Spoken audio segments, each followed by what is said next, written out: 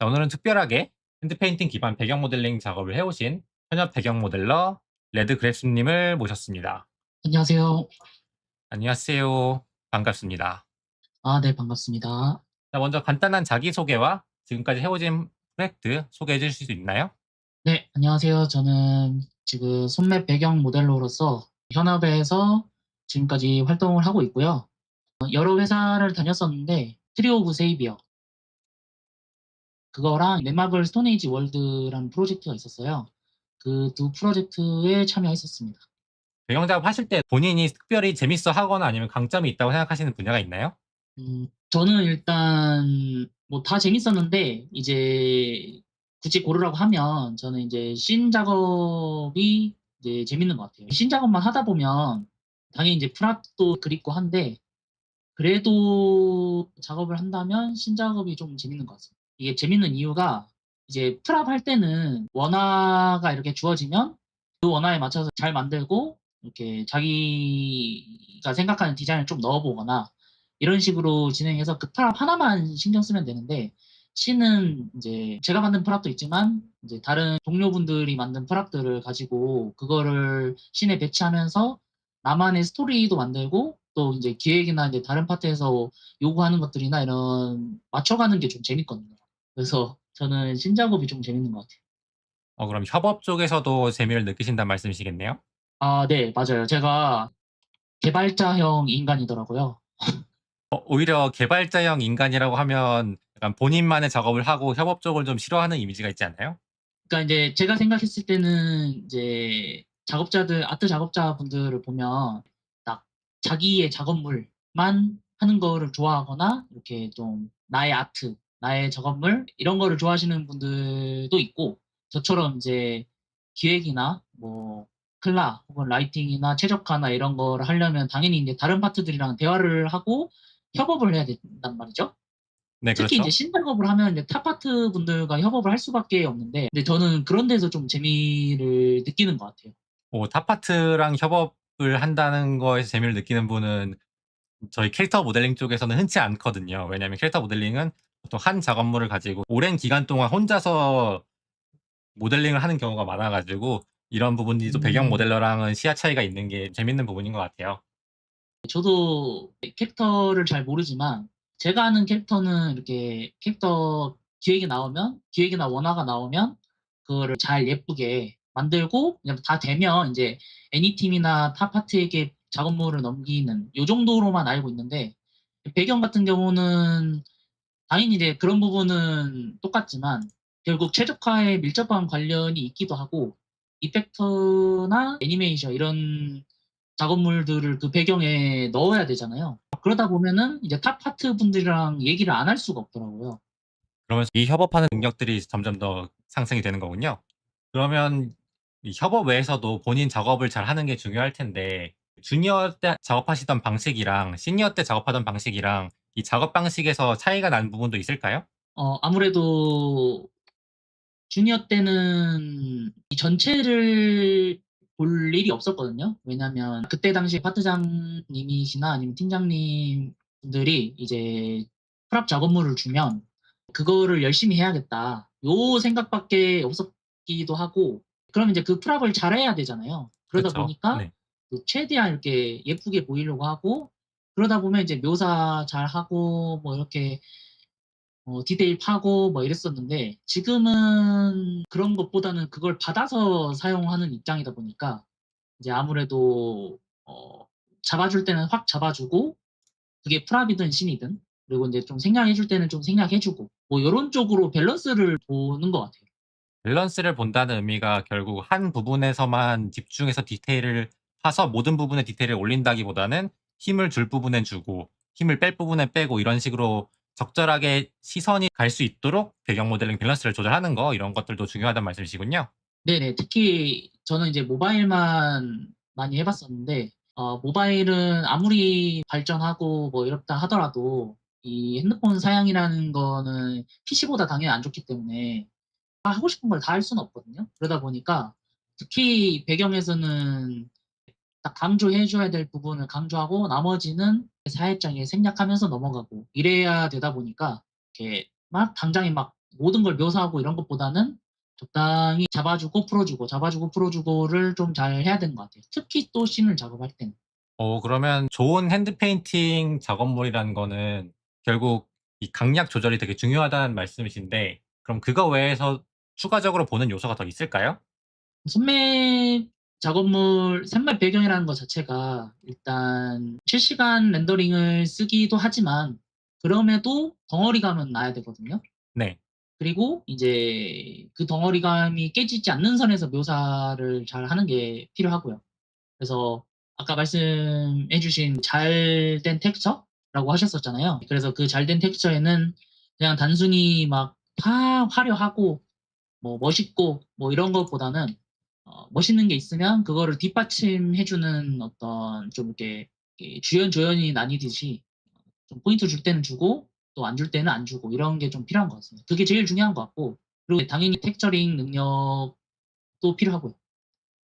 이게 캐릭터 모델링 쪽에서도 제가 명조 캐릭터 모델링 분석할 때도 말씀드렸지만, 이 헤어 같은 데도 마찬가지로 강약 조절 이런 것들이 중요하거든요. 이 메인이 되는 네. 가닥이 있고 걔네들을 꾸며주는 가닥들, 이런 식으로 강약 조절을 잘 해줘야 된다는 거는 배경 모델링도 똑같이 적용되는 얘기인 것 같습니다. 그러면 이런 것들을 잘 못하는 작업물들도 있을 수 있잖아요. 손맵 텍스처를 하실 때 초보 티가 가장 많이 나는 부분은 어디에 있을까요?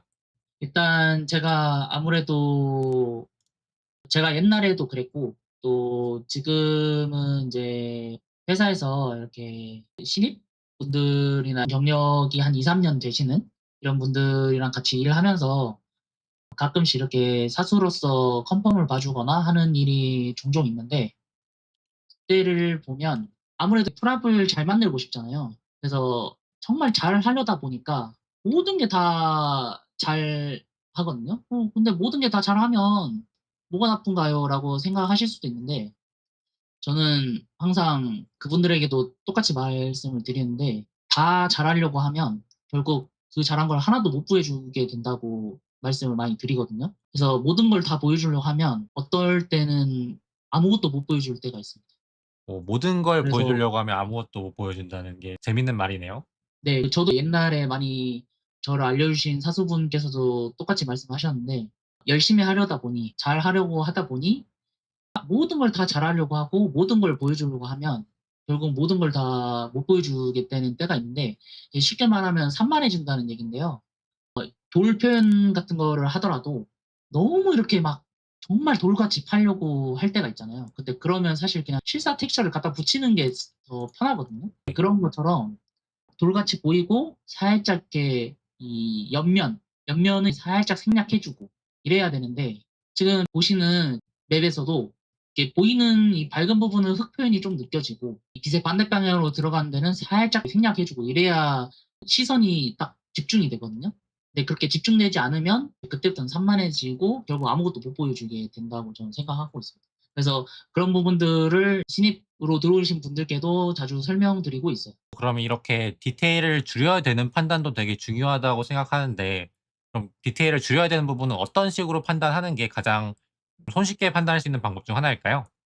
제일 쉽게 간단하게 설명을 드리려면 밝은 부분, 빛을 받는 부분은 묘사를 하시고 옆면은 조금 생략해 주고 그런데 문제는 저희가 모델링을 하거나 작업을 할 때 윗면과 옆면이 정말 반듯하게 있는 경우는 거의 없잖아요. 프랍을 작업할 때 보여주는 부분이 있고 그 보여주는 부분이 있으면 그 밑에 부분이 있거든요. 예를 들면 캐릭터로 표현하면 얼굴과 목 같은 거거든요.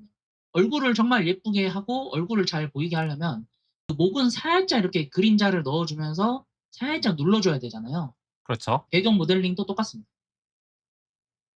그럼 결국 잘 보이는 부분을 강조하고 좀 잘 보이지 않는 부분들을 좀 죽여 주면서 시선의 방향 자체를 내가 의도한 대로 잘 보이게 해 줘야 된다, 이런 것들도 중요하다는 말씀이시겠네요.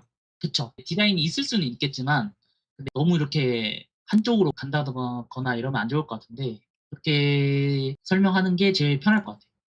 그럼 계속 시선의 방향에 대해서 좋은 말씀 해 주셨는데, 보통 이런 시선 방향 의도하기 위해서는 모델링적인 부분이 중요할 수도 있고 텍스처링적인 부분에서 중요할 수 있잖아요.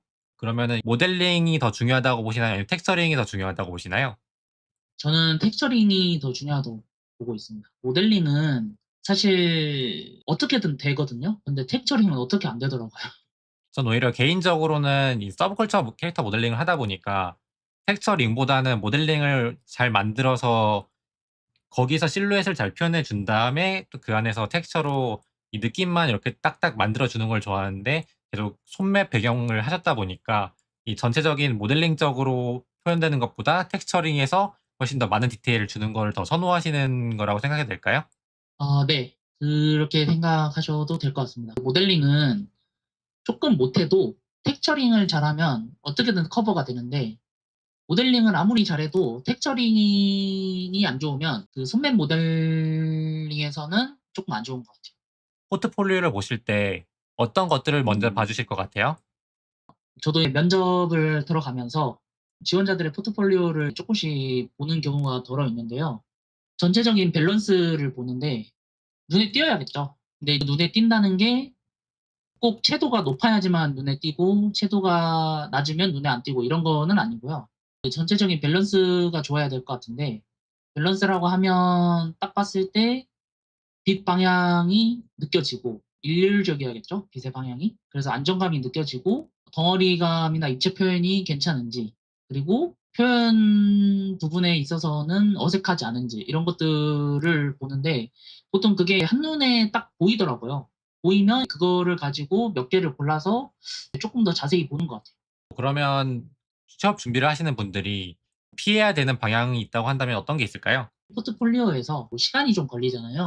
재질감 표현이 보이는, 예를 들면 풀도 보이고 돌도 보이고 벽돌도 보이고 나무도 보이고 뭐 쇠도 있으면 좋고, 이렇게 다양한 질감들이 느껴지면 좋고요. 그러다 보니까 너무 풀만 있는 뭐 이런 거는 피하는 게 좋지 않을까. 물론 이제 그런 걸로도 충분히 잘하는 분들을 많이 보기는 했는데, 이왕이면 그러는 게 좋지 않을까 싶고, 이제 이거는 제 개인적인 건데 너무 이렇게 일본풍, 저도 지금 일본풍으로 일본 애니메이션풍으로 작업한 게 있기는 한데, 저 같은 경우는 그전에 다른 포트폴리오도 있어서 그렇게 했던 거고, 너무 일본풍으로 하는 거는 살짝 한다면 하나 정도로 하는 게 좋지 않을까. 그 이유가 이게 일본풍으로 이렇게 칠하다 보면은 이 나무의 재질감과 어떤 표현력에 있어서 대부분 부드럽게 표현한단 말이죠. 그러다 보니까 실제 업무에 투입이 됐을 때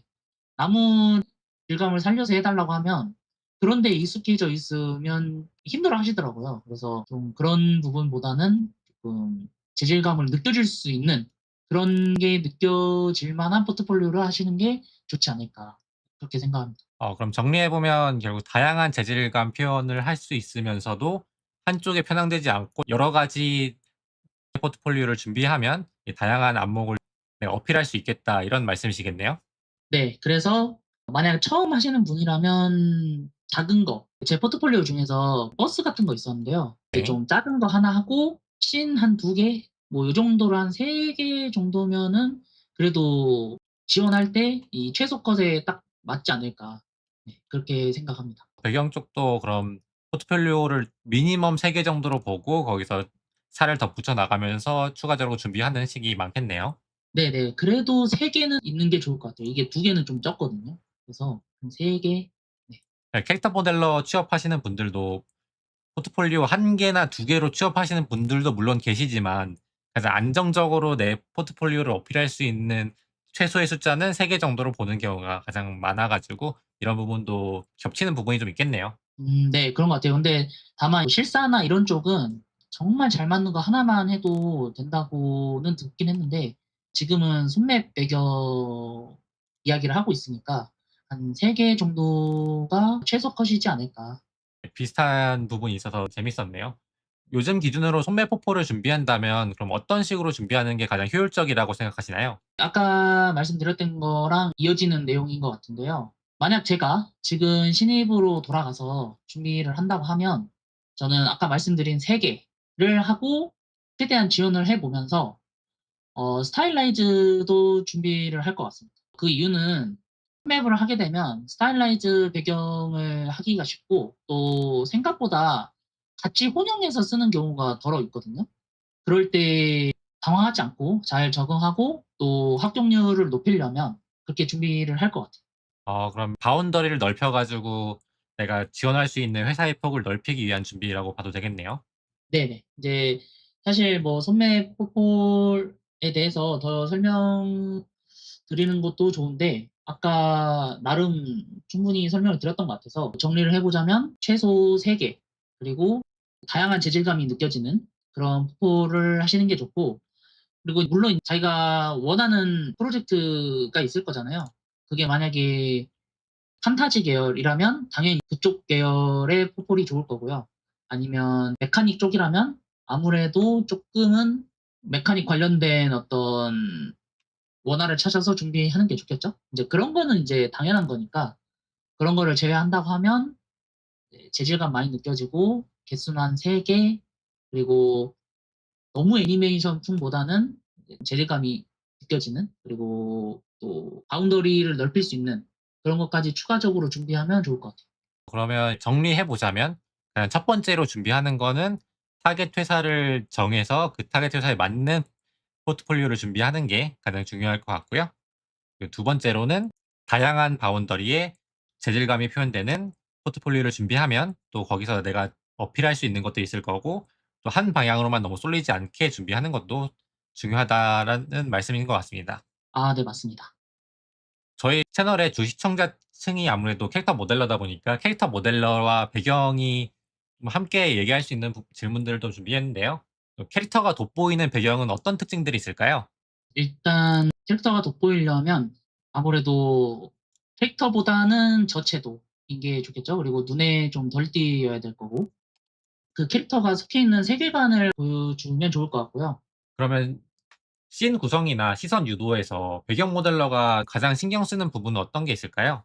일단 저 같은 경우는 이 맵을 만들 때도 일단 여기가 보스방이었거든요. 그래서 포인트가 이제 보스방이고 이 근처에 그들이 사는 집이나 이런 것들이 있었고, 이제 캐릭터가 나올 때 저 뒤에 있는 조그마한 빛나는 구멍 있잖아요. 저기서 이렇게 캐릭터 연출이 시작이 돼요. 그러니까 컨셉이나 이런 것들을 이해하고 저기에서 이제 표현하게 될 애니파티와 협업하면서 연출을 어떻게 할 것인지, 그리고 그 연출을 하게 된다면 어떻게 만들어야 될 것인지를 다 짜 놓은 다음에, 그러면 캐릭터가 앞으로 나오려면 멋있으려면 뒤에서 역광이 불어야 되잖아요. 그래서 저렇게 방향을 설정을 한 거고, 그리고 또 저기 보시면 중앙에 노란색 구슬 같은 게 있잖아요. 보스가 저기에서 이제 힘을 받는다 뭐 이런 거였거든요. 그래서 저런 식으로 설치하고 임팩트를 위해서 중간에 이제 돌들이 이렇게 원을 그리는 형태로 해서 좀 더 포인트를 줬거든요. 그냥 땅으로 했었으면은 그냥 뭐 보스방의 땅인가 보다 했겠는데, 이제 저렇게 돌들이 이제 주변에 이렇게 원처럼 함으로써 시선을 더 유도를 하도록 하고요. 그래서 일단 포인트 줄 부분과 또 이펙트 혹은 연출에서 어떻게 표현이 될 것인지를 고려하고, 앞에서 막 이렇게 열심히 표현을 했으면 뒤는 조금 생략을 해줘야 앞이 보이거든요. 그래서 저 뒤쪽으로 돌아가는, 지금 약간 화질이 떨어져서 잘 안 보이는데 저 뒤로 이렇게 쭉 돌아가는 길이 있어요. 근데 저 길도 이렇게 살짝 눌러줌으로써 이제 앞이 보인단 말이죠. 그리고 또 저런 빛나는 부분들이 너무 많으면 시선 유도가 안 돼요. 저기 지금 뒤에 벽에도 구멍이 몇 개 더 있는데 빛이 이렇게 과하게 있진 않고 딱 2개만 있잖아요. 그러네요. 딱 구멍 두 개랑 크리스탈 쪽에 시선이 좀 모이는 게 보이네요. 네, 왜냐면 저기에서 연출이 시작될 거니까. 어. 그래서 그런 부분들을 고려해서 작업을 하고, 물론 인제 지형의 넓이나 이런 것들은 당연히 이제 기획단에서 정해지니까 당연히 그거는 맞춰서 해야 되는데, 그거를 제외하고 거기에서 꾸미는 선에서 방금 말씀드린 것들을 고려해서 작업하고 텍스처링하고 라이팅하고 그렇게 하고 있습니다.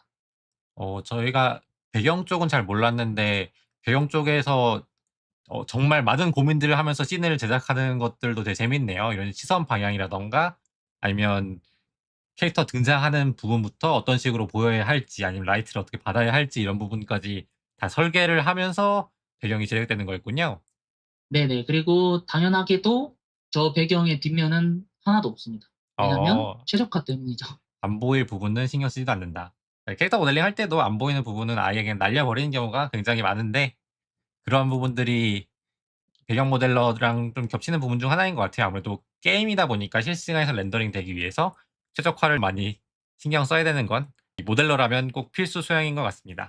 네, 그리고 조금 아쉬운 거는 텍스처 화질, 화질도 좀 많이 떨어지는데 이게 아무래도 최적화에 관련이 있다 보니까 열심히 하고 1024에 정말 최대한 표현하고 해도 이게 떨어지는 게 텍스처 사이즈를 좀 압축을 해야 되는 건 어쩔 수가 없더라고요. 아 이게 사실 캐릭터 쪽에서도 작업 자체는 4K 텍스처로 열심히 발라 놔도 나중에 인게임 들어가면 결국 제일 무거운 게 텍스처가 될 수밖에 없기 때문에 텍스처 해상도가 되게 많이 컷되거든요. 음, 그런 부분들이 아쉬웠던 것들이 많은데 배경은 그게 훨씬 심하다고 봐도 되겠네요.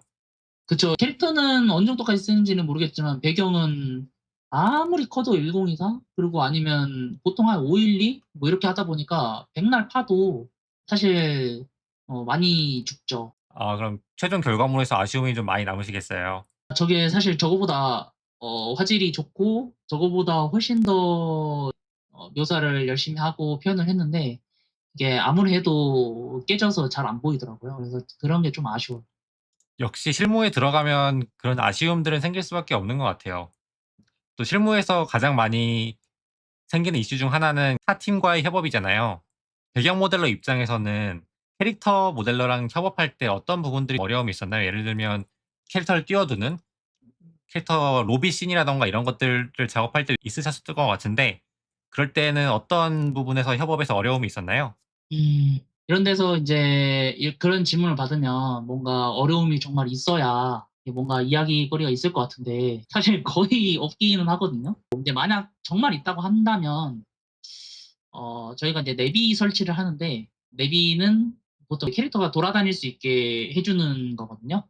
근데 이제 그런 게 이제 캐릭터 크기에 따라서 조금 갈려요. 캐릭터 사이즈나 이런 것들에 따라서 내비가 조금 더 넓어도 되고 조금 더 좁아도 되고 이러거든요. 그러니까 좁은 통로를 지나가거나 할 때. 네, 그런 것도 있고 뭐 이렇게 로비 화면 같은 거를 할 때는 이왕이면 캐릭터가 잘 보이려면 그 주변에 채도는 낮아야 되지만 예를 들면 여름 이벤트를 한다 하면 그 근처에 이제 캐릭터와 비슷하게 채도가 맞춰져 있는 식물이나 파라솔 같은 게 있어야 되잖아요. 그런 거를 이제 캐릭터에 맞게 해야 되니까 그때 캐릭터 팀이 만든 이제 리소스가 필요할 때가 종종 있습니다. 그 수영복이나 파라솔에 앉아 있는 뭐 그런 비슷한 그 코스튬을 이미 만드셨다면 그런 거 조금 공유받고 그 정도인 것 같아요. 캐릭터 모델러도 그렇고 배경 모델러도 그렇고 주니어랑 취준생이서 고민하는 부분들은 굉장히 많을 거란 말이에요.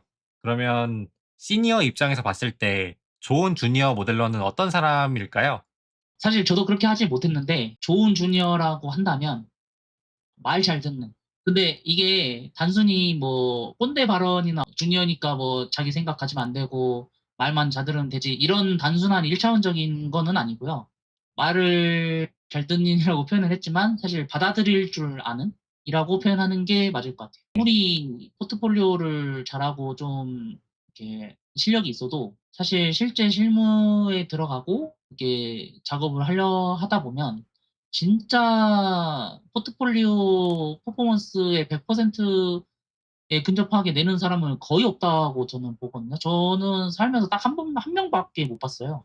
근데 그 정도로 다르고, 이제 뭐 긴장을 했을 수도 있고 하겠지만, 그리고 이제 자기 스타일이라는 것도 있고요. 근데 회사는 보통 이 회사 작업물, 자기 스타일이 아니라 회사 작업물에 맞춰야 되다 보니까, 이런 식으로 고쳐주세요 했을 때, 근데 제가 했을 때는 이게 맞는 것 같은데요? 해버리면 성장하는 데에도 어렵고, 이렇게 같이 작업을 하는 데에도 어렵지 않을까. 이렇게 받아들일 줄 아는 그런 부분이 중요하다고 봅니다.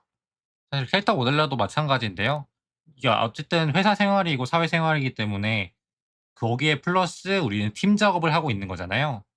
내 네네. 개인 포트폴리오를 만드는 게 아니라 회사에 입사해서 회사를 위한 작업물을 만드는 입장이다 보니까 그 작업자가 너무 본인만의 소신을 가지고 본인의 쪼대로 밀어붙이면 이게 팀 작업에서 톤을 맞출 수가 없게 되잖아요. 물론 이걸 결정하는 입장에 계신 분이 그런 거라면 그렇게 하는 게 맞지만 주니어 입장에선 그걸 따라가야 되는 입장인 경우가 대부분이랄 거란 말이에요. 상황에서 이 협업에 협조적이지 않은 이런 분들은 아무래도 다른 팀원분들한테 협업하기 어려운 사람이란 인상을 줄 수 있는 거는 아무래도 모델러 파트뿐만 아니라 모든 분야에서 다 공통된 얘기인 것 같아요. 결국 협업을 위해서 우리가 잘 협동해야 된다. 그리고 내 마음대로 하기보단 팀의 규칙을 따라서 잘 만들어야 된다. 이런 것들이 어떤 직군이든 상관없이 기본적으로 지켜야 되는 마인드인 것 같습니다. 맞습니다. 저도 그때 못했는데, 그러니까 제가 이렇게 말씀드리는 게 좀 그런 게, 저도 그때 그렇게 못했거든요. 이렇게 선임들한테 말대답하고 뭐 본인 쪼가 좀 있으셨나 봐요. 아, 저는 많이 혼났죠. 네. 그 많이 혼나고, 속된 말로 이렇게 말대답하고, 이러다가, 나중에 깨닫고, 아, 죄송합니다. 정말 다시는 안 그럴게요. 이렇게 되면서, 아, 이제 깨달음을 얻은 그런 케이스. 저 옛날에는 저를 알려주신 분들이 정말 대인배가 아니셨을까. 이걸 참아? 이런 느낌. 여기저기 모난 돌이었는데 점점 깎여 나갔군요. 그쵸. 근데 깎여 나가야만 했고, 또, 사실 그러면 안 됐었는데, 지금도 그분들에게는 아직도, 아, 내가 진짜 그래도 좋은 분들을 만났구나라고 생각이 드는 게, 뭐, 우스갯소리로 아까 말씀드렸듯이 이걸 참아 하는 것들이 좀 있었어서, 그래서 저도, 그래서 지금 이렇게 신입분들이나 이런 신입 동료분들께서 뭔가를 실수를 해도, 아이고, 나보단 덜하다, 이런 마음으로 지내고 있거든요.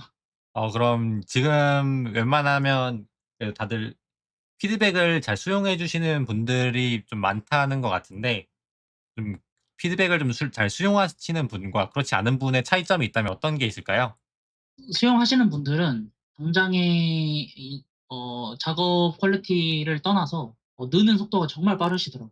정말 빠르고 뭔가 하나를 하면 그거를 다 기억해서 수정을 하세요. 물론 이제 아무래도 적응하는데 이제 시간이 걸리다 보니까 어떤 데는 돼 있고 어떤 데는 안 돼 있고 뭐 이런 경우는 있어도 정말 실력이 느는 게 좀 빠른 것 같아요. 저는 특히 그런 분들 보면서 지난날을 더 반성하는데 그렇습니다. 그리고 그런 거를 안 받아들이시거나 근데 이제 저는 안 받아들인다기보다는 그런 거를 받아들여도 좀 활용하는 데 있어서 조금 어려움을 겪는 분들이 좀 많다라고 느끼는 케이스도 좀 많았는데 그런 분들은 좀 시간이 해결해 주는 것 같아요. 최소한 막 일부러 안 하고 이런 게 아니라면 시간이 좀 해결해 주는 것 같은데 그런 거를 기다려 줘야 된다고 생각하는 편이기도 합니다. 결국에는 다들 경력이 쌓이다 보면 어느 정도 수준까지는 시간만 쌓이면 어느 정도 올라갈 수 있다라는 말씀이시겠네요? 네, 그렇죠. 근데 이제 받아들이시는 분은 좀 빨리 가고 아닌 분들은 조금 이렇게 시간이 좀 걸리고. 저도 작업하면서 많이 느끼지만 수용력이 높고 다른 사람의 것들을 빨리빨리 배우려는 태도를 가지는 분들이 대개는 빨리 성장하는 모습들을 많이 봐 왔어 가지고 되게 공감되는 내용이었습니다. 앞으로 손맵 배경 모델러를 목표로 하는 취준생에게 현실적으로 조언해 주고 싶다는 게 있다면 어떤 게 있을까요? 이게 아까 포트폴리오 준비할 때는 할 때 이제 최소 컷이 있었잖아요. 근데 이제 지금 만약에 그걸 준비한다고 하면 AI 얘기를 조금 할 수밖에 없을 것 같은데 그 이유가 아무래도 지금이 AI 시대이기도 하고 또 어쨌든 취업 준비를 한다는 건 그만큼 빨리 취업하면 할수록 좋은 거잖아요. 그렇다면 실력 그리고 시간 그리고 이 모든 거를 준비할 수 있는 비용 뭐 여러 가지 것들을 다 고려해야 된다고 보는데 아까 말씀드린 최소 컷에 해당하는 것들을 준비하시되 그 준비하는 과정에서 AI를 활용하는 게 아무래도 좋지 않을까. 예를 들면 그게 모델링이든 텍처든 어떤 것이든. 그럼 AI를 활용할 때 주의 사항도 함께 말씀해 주시면 좋을 것 같아요. 요새는 이제 딸깍, 소위 말해서 딸깍으로 텍처들이 많이 뽑혀 나오고, 그거를 좋든 싫든 쉽게 접근할 수 있잖아요. 그런데 저는 그거를 좋은 방향으로 본다고 하면 AI 활용을 해서 뽑을 속도와 퀄리티를 올리고, 그리고 근데 AI를 뽑는데 오히려 실력이 떨어지는 거 아닌가라고 생각하실 수 있는데, AI를 단순히 그냥 갖다 붙여 쓰면 그렇겠죠. 하지만 AI를 뽑아 보신 분들은 아마 많이 공감하실 것 같은데 뽑는다고 자기가 원하는 대로 절대 되지가 않거든요. 최소한 아직까지는.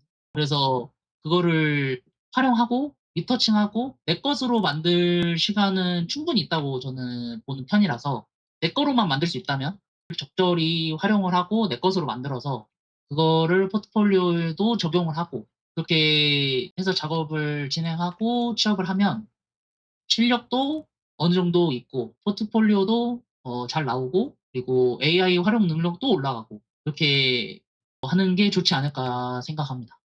결국 중요한 건 내 실력이 AI를 따라갈 만큼 좋은 결과물을 낼 수 있어야지 AI를 좀 잘 활용할 수 있다는 말씀이신 것 같아요. 아, 네, 맞습니다. 이게 아까 말씀드렸듯이 AI로 뽑는다고 다가 아니고 자기 것으로 만들어야 되고 또 만들 수밖에 없다고 저는 보고 있어요. 왜냐면 아까 말씀드렸듯이 내가 원하는 대로 100% 완벽하게 AI가 뽑아주지 않기 때문에 그거를 수정하고 하는 작업이 분명히 필요할 거라고 생각을 하기 때문에 이게 AI는 결국 도구이기 때문에 우리가 AI를 잘 쓰기 위한 공부를 해야 되는 거지 AI를 활용해 가지고 그것만 의지해서 무언가를 만들 수는 없다라는 또 얘기가 될 것 같아요. 맞습니다. 매몰되면 네, 안 좋죠. 특히 손맵 모델링에서는 그게 캐릭터든 배경이든 정말 안 좋다고 봅니다. 저도 공감하는 내용인 게 AI를 쓴다고 해도 좋은 캐릭터를 만들 수 있는 건 아니거든요. 결국 기본 모델링을 아무리 잘 가져와서 쓰더라도 그거를 수정하는 사람이 실력이 안 되면 결과물이 안 나오는 거랑 마찬가지로 AI도 아무리 예쁘게 잘 뽑았다 하더라도 그거를 게임 리소스로 쓸 수 있게 변환하는 과정에서 본인 실력이 나올 수밖에 없거든요. 그런 네네. 부분에서 결국 AI를 쓴다는 건 그냥 유용한 도구, 유용한 툴 하나를 쓰는 것뿐이지 결국 내 실력이 부족하면 거기서 뽀록이 날 수밖에 없다는 거 다들 알아주셨으면 좋겠네요. AI를 쓴다고 무조건 좋은 결과물이 나온다는 건 아니라는 거는 좀 요즘 모델러들은 다 알고 계시겠지만 지금 준비하시는 분들은 알고 계시면 좋을 것 같아요. 네네. 자 그럼 준비된 질문은 여기까지인데 추가적으로 하고 싶으신 말 있으신가요? 요즘 워낙 게임 업계가 좋나요? 게임 업계에 안 좋다고 봐야죠.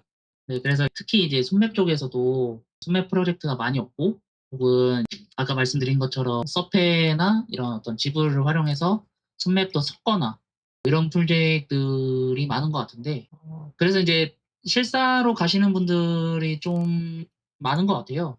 그래서 저같이 이제 손맨 모델로서는 좀 아쉬운 부분들이 있는데 그래픽풍은 어쨌든 조금씩 돌고 도는 거니까 제 개인적인 생각으로는 손맵 프로젝트도 많이 생겼으면 하는 바람이 좀 있는데 손맵 느낌을 좀 좋아하기 때문에 결국 이것들을 오래 해 오신 분들은 다 그걸 좋아해서 하시는 분들이 많긴 한 것 같아요. 맞습니다. 제가 원래는 개인적으로 오게 될지는 몰랐지만 손으로 그리는 걸 좋아하다 보니까 지금 채팅창을 보고 있는데 그 위에 광원 다루는 법 듣고 싶어요랑 그 밑에 배경 작업하시다 보면 벽지나 바닥 등등 텍스처 이미지 뭐 이렇게 질문 두 개가 있는데 간단하게만 말씀드리면 광원 다루는 법. 일단 지금 보시는 맵 같은 경우는 이제 라이트 맵을 사용해서 작업을 했는데요. 일단 보통 그 맵 컨셉이나 혹은 뭐 그 간단한 배경 원화가 있을 거잖아요. 그리고 만약에 없다면 이제 레퍼런스를 찾아야겠지만 그래서 그게 이제 실렌지, 실왠지부터 구분을 해야 될 것 같고 컨셉 원화에 맞게 색감을 광원을 먼저 정하고요. 선맵 배경 모델링에서는 텍처링이 생각보다 라이트나 광원 이런 어떤 빛 효과를 그렇게 많이 받지는 못하거든요. 이게 왜냐면 이 실시간 라이트처럼 뭔가 이렇게 막 바뀌고 막 이펙트가 과하고 뭐, 아니, 이렇게 화력이 막 들어가고 이런 케이스가 적어서 손맵에서 어느 정도 그 빛 효과를 조금 표현을 해줘야 해요. 그래서 광원을 일단 약하게부터 시작해서 점점 늘려가야 하고 중심 포인트 이 포인트에서 이제 점점 늘러가는 것이 좋고 또 밝은 데는 모든 맵이 다 그러진 않지만 이렇게 밝고 주목이 되는 데는 살짝 이 난색 계열 그리고 뒤로 빠지는 곳은 살짝 한색 계열 이쪽으로 하시는 거를 저는 기본으로 삼고 있습니다. 이게 앞뒤에 대해서 구분하기 위해서 색도 다르게 쓰는군요. 네, 이게 제 생각에는 아마 모든 데서 적용이 되지 않을까 싶은데 이게 한색과 난색이 있다고 했을 때 아무래도 난색은 조금 더 앞으로 보이고요. 한색 계열은 조금 더 뒤로 보이거든요. 물론 이제 어떤 맵이냐 어떤 그림이냐 뭐냐에 따라서 당연히 좀 달라질 수는 있겠지만 대체적으로 그렇습니다. 그래서 앞은 이렇게 좀 빛이 보이는 그리고 중심으로 보여줘야 될 부분들은 살짝 난색이에요. 그리고 이제 좀 뒤로 빠지는 그런 부분들은 살짝 한색이에요. 물론 이제 그 한색에서도 이제 조금 색을 뭐 녹색으로 섭니, 보라색으로 섭니 이런 것들은 다 조금씩 다르겠지만 그런 건 이제 주변 색에서 어느 정도 이 자연물 색이 있냐, 인접색이 뭐냐에 따라서 조금씩 달라질 수는 있겠지만 그렇습니다. 그리고 이제 두 번째가 배경 작업하다 보면 벽지나 바닥 등등 텍스처 이미지가 여러 개 쓰이게 될 텐데 게임에 쓰일 때는 텍스처를 하나씩 불러오는지 나중에 큰 텍스처로 모아서 합치는 과정을 하는지 궁금합니다. 이거는 개발 방식에 따라서 다를 것 같아요. 개발을 그 프로젝트마다 개발 방식이 조금씩은 달라서 제가 이렇게 무조건 해야 됩니다. 저렇게 해야 됩니다. 라고 말씀을 드리기는 힘들 것 같고요. 개발 방식에 따라서 조금씩 다를 것 같은데, 보통 배경을 할 때 모듈화라고 하죠. 모듈화 할 수 있게 하되 그 해당하는 씬, 어떤 맵 하나에 들어가는 텍스처는 이왕이면 모여져 있으면 좋잖아요. 그러다 보니까 합치거나 배경에서도 배경 맵 텍스처를 아틀라스 하는 경우들도 있거든요. 그래서 꼭 UI만 UI 아틀라싱을 하는 게 아니고 배경 텍스처도 아틀라싱을 할 수 있기 때문에 그런 것들을 하기도 합니다. 아니면 그냥 뭐 그렇게까지 최적화를 필요가 없다 하면은 안 하는 경우도 봤고요. 이거는 이제 개발 방향에 따라서 좀 다를 것 같아서 일단 합치는 과정도 있고 수작업으로 합치는 경우도 있고요. 아니면 이제 코딩으로 아틀라싱 해버리는 경우도 있고 그냥 에라 모레다 하고 하는 경우도 있는 것 같습니다. 아틀라스가 뭔지 간단하게 설명해 주시면 더 좋을 것 같아요. 이제 보통 이제 아틀라싱이라 하면 텍스처를 일렬로 줄을 세웁니다. 그렇다고 이제 끝까지 쭉 가로로 줄을 생기는 건 아니고 이제 한 장에 모아놓는 거죠. 모든 텍스처들을. 근데 그거를 보통 저희는 포토샵에서 512, 1024 이렇게 모아놓잖아요. 근데 그렇게 수작업으로 모으는 게 아니고 그 텍스처 자체를 전부 다 또 모으는 거죠. 또 한 장으로. 예를 들면 1 x 1, 요때는 여기를 쓴다. 2 x 2는 요때는 요걸 쓴다. 이런 식으로 해서 그 텍스처를 일일이 하나씩 불러오면 그게 다 메모리 값이거든요. 근데 그 메모리 값을 일일이 계산하면 당연히 렉이 걸릴 거잖아요. 그러기 위해서 한 장이 아닌 경우도 있긴 한데 어쨌든 하나로 모아주는 걸 아틀라스라고 합니다. 보통 UI들이 그런 거를 많이 쓰고 배경도 좀 쓰고요. 좋은 설명 감사합니다. 이거 먼저 답변해 주시면 좋을 것 같아요. 트림 시트와 아틀라스는 다른 건가요? 제가 트림시트를 안 써봤습니다. 제가 뭐 모든 걸 다 알지는 못해서 죄송합니다. 트림 시트는 제가 간단하게 설명을 드리면 실사 쪽에서 많이 쓰이는 방식인데 트림 시트는 노말 맵을 뽑는 프로젝트에서 많이 쓰여서 안 써보신 것 같아요. UV를 겹쳐 가지고 한 장 안에서 UV를 공유해서 그 결과물을 여러 개의 오브젝트에 동시에 쓰는 걸 트림 시트라고 하거든요. 그래서 아틀라스 같은 아, 경우에는 UV를 나눠 가지고 쭉 나열하는 방식인 거고 트림 시트는 UV를 겹쳐 가지고 한 장 안에서 최대한 해결하는 방식인 것 같습니다. 그러니까 예를 들면 타일맵을 쓸 때 타일맵 한 장을 가지고 여기에도 쓰고 또 다른 모델링 할 때 뭐 저기에도 쓰고 벽에도 쓰고 이런 걸 말씀하시는 거죠? 네, 타일맵이랑 좀 비슷한 느낌이긴 해요. 그런 거는 많이 쓰고 있습니다. 타일맵을 쓰고 그 타일맵을 가지고 이제 UV 같은 거 많이 겹쳐서 다른 데도 쓰고 이랬거든요. 다만 이제 거기서 조심했었던 거는 이게 그렇게 쓰다 보면 결국 텍스처를 여러 장을 쓰게 되더라고요. 그러니까 예를 들면 하나의 맵에서 텍스처를 쓸 수 있는 장수는 정해져 있는데 너무 이렇게 다 다른 거에서 이제 다 갖다 쓰다 보면 결국 텍스처를 여러 개를 불러와야 되니까 그런 것만 좀 조심하면 되지 않을까 싶어요. 좋은 의견 감사합니다. 그리고 요즘 블렌더로 배경을 만드는 분들이 많이 보이는데 게임에서 블렌더 결과물도 쓸 수 있나요? 블렌더가 자체 노드 같은 거 많이 쓰는 것 같은데 그게 엔진에 그대로 올라가는지도 궁금합니다. 일단 저희 회사에 블렌더로 하시는 분이 계십니다. 그분이 이제 블렌더 쓰시는 걸 봤는데 블렌더 결과물도 당연히 쓸 수 있습니다. 그리고 뭐 노드 같은 것도 쓰시는 거를 보기는 했는데 엔진에 그대로 올라가는지 궁금합니다. 어떤 노드인지에 따라 다를 것 같은데 엔진에는 아마 함부로 올릴 수는 없을 거예요. 이게 엔진이 배경팀만 쓰는 게 아니고 모든 파트가 다 쓰잖아요. 이러다 보니까 단순히 내가 블렌더를 쓰니까 그거를 좀 올려서 나도 쓰고 싶다 했을 때 그게 쉽게 통과되기는 아마 힘들 것 같거든요. 그래서 어, 엔진에 그대로 올라가는지까지는 아마 안 될 것 같은데 뭐 될 수도 있겠죠. 근데 그런 거는 이제 그 프로젝트가 어떻게 굴러가냐에 따라서 다를 것 같은데 블렌더로 쓰시는 분들은 많이 봤습니다. 그 배경 모델로도 봤고 옆자리에 이제 배경 원화가 분들도 계신데 그분들도 블렌더 쓰시는 분들 꽤 많이 봤습니다. 뭐 공짜기도 하고 잘 나오기도 하고 여러 가지 좋더라고요. 제 의견을 조금 덧붙이면 아마 블렌더 쪽에서 쉐이더 노드를 활용해서 결과물을 내는 거는 엔진에 옮기는 게 힘들겠지만, 모델링을 만들어 가지고 리소스를 제작하는 거는 엔진에 옮기는 게 가능하다 보니까, 만약에 쉐이더 노드로서 그럴듯하게 보이는 룩을 만든다 이러면 실무에 활용하기 어렵겠지만, 모델링이나 리소스를 만들어서 엔진에 옮긴다 이런 거는 무난하게 가능하겠죠. 네, 게다가 저는 블렌더를 안 쓰는데 쓰시는 분들을 보면 블렌더에서 약간 바디 페인터처럼 이렇게 바로 칠하는 것도 되시더라고요. 그런 거 보면은 저도 생각이 드는 게 이거 왜 바디 페인터 또 깔아가지고 또 하고 이러나 블렌더에서 그냥 다 하지 이런 생각이 좀 드는데 이제 저는 이제 워낙 맥스에 최적화된 사람이다 보니까 블렌더를 쓰는 게 너무 어색해서 안 쓰고 있는데 쓰시는 분들은 잘 쓰시더라고요. 요즘 캐릭터 쪽은 아무래도 맥스를 일단 기본적으로 쓰긴 하지만 블렌더 기반 모델러 분들도 많이 있기 때문에 포트폴리오만 괜찮으면 블렌더 기반으로 작업하시는 것도 저는 좋다고 봅니다. 다만 맥스에서 마무리할 줄은 알아야 된다는 게 제 의견이고요. 저도 그렇게 생각합니다. 왜냐면 아직까지는 그래도 맥스가 인원이 많은데 특히 배경 같은 경우는 씬 하나를 혼자 하는 경우 있죠. 하는 경우 있는데 아닌 경우도 생각보다 많거든요. 근데 그럴 때 남들은 다 맥스 쓰는데 혼자 블렌더 쓴다고 했을 때 그게 안 되는 건 아니지만 이게 작업물을 교환하고 엔진에 올리고 어쩌고 하다 보면은 아주 높은 확률로 충돌이 일어나거든요.